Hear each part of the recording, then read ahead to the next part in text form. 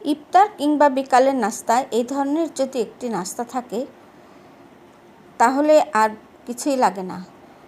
ঘরে বানানো স্বাস্থ্যসম্মত খাবার আমাদের সবার জন্যই খুব ভালো। আমরা দোকান থেকে কিনে আনি, আসলে আমরা জানি না এই খাবারগুলো কেমন হয়। তো ঘরেই যদি কষ্ট করে একটু বানিয়ে নেওয়া যায় তাহলে আমার মনে হয় সবচেয়ে বেশি ভালো হয়। আর এত মজার একটি নাস্তা আপনাদের সবারই ভালো লাগবে আসলে।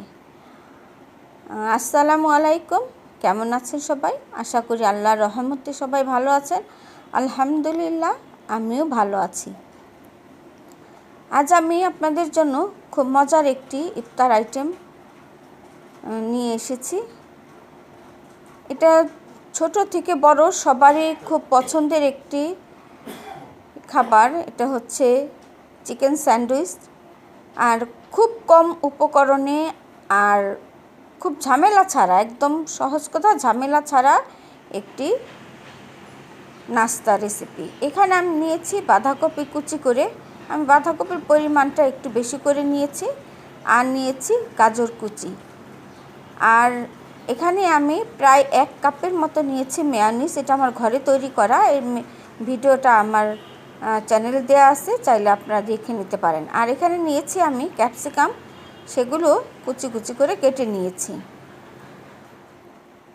আর এখানে আমি নিয়েছি একটি মুরগির ব্রেস্ট পিস, যেটাকে আমি একটু আদা রসুন আর লবণ দিয়ে খুব ভালো মতো 10 থেকে 15 মিনিট আমি সিদ্ধ করে নিয়েছি, যেহেতু খুব ভালো মতো একটু সিদ্ধ করতে হয়।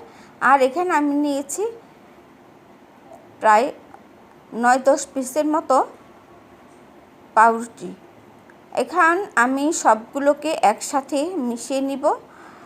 গাজর, ক্যাপসিকাম, তারপর বাঁধাকপি, এগুলো আমি মিশিয়ে তারপর দিয়ে দিচ্ছি সিদ্ধ করা মুরগির মাংসগুলো। এখন আমি এগুলোকে খুব ভালো মতো একটু মিশিয়ে নিব, তারপর দিয়ে দিব মেয়োনিজ।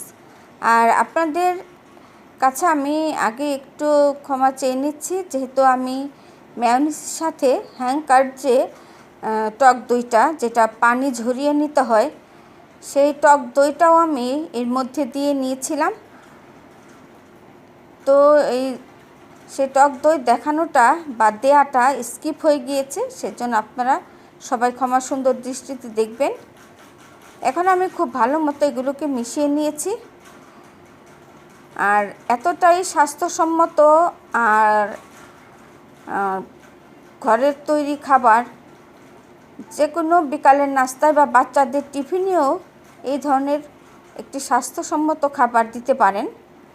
এখন আমি এই পাউরুটির ওপর এই মিশ্রণগুলো দিয়ে দিব, স্যান্ডউইচের যে মিশ্রণগুলো, সেগুলো আমি স্যান্ডউইচের যে পাউরুটিগুলো, সেগুলো আমি চতুর্দিকে কেটে ফেলে দেইনি, যেহেতু আমি ঘরে তৈরি করছি সেজন্য। আর এর সাইডগুলো কাটিনি, এগুলো সহই আমি রেখে দিয়েছি। আপনারা চাইলে এই সাইডগুলোকে কেটে নিতে পারেন। যেহেতু আমার রুটিটা একদম টাটকা ছিল সেজন্য আর এগুলো ফেলে দেইনি। এখন আমি খুব ভালো মতো এগুলো দিয়ে নিব, যেহেতু বাসায় তৈরি করছি তাই মনের মাধুরী মিশিয়ে খুব বেশি বেশি করে দিয়ে নিলাম আর কি। তো 2টা স্যান্ডউইচ আমি তৈরি করে নিয়েছি। এখন এটাকে আমি ত্রিভুজ আকারে, মানে কোনা করে কেটে নিব মাঝখান থেকে।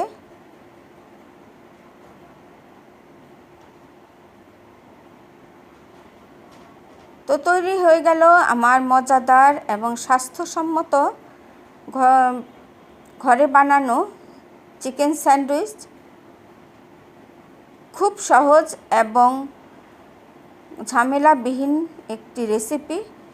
আমার এই রেসিপিটা যদি আপনাদের কাছে ভালো লেগে থাকে প্লিজ কমেন্ট করে জানাবেন। আর আমার এই ভিডিওটিতে যারা দেখছেন একটি লাইক দিয়ে আপনারা দেখা শুরু করবেন। তো আজ তাহলে এখানেই বিদায় নিচ্ছি। দেখা হবে নতুন কোনো রেসিপি নিয়ে। সেই পর্যন্ত সবাই ভালো থাকেন, সুস্থ থাকেন। আল্লাহ হাফেজ। আসসালামু আলাইকুম।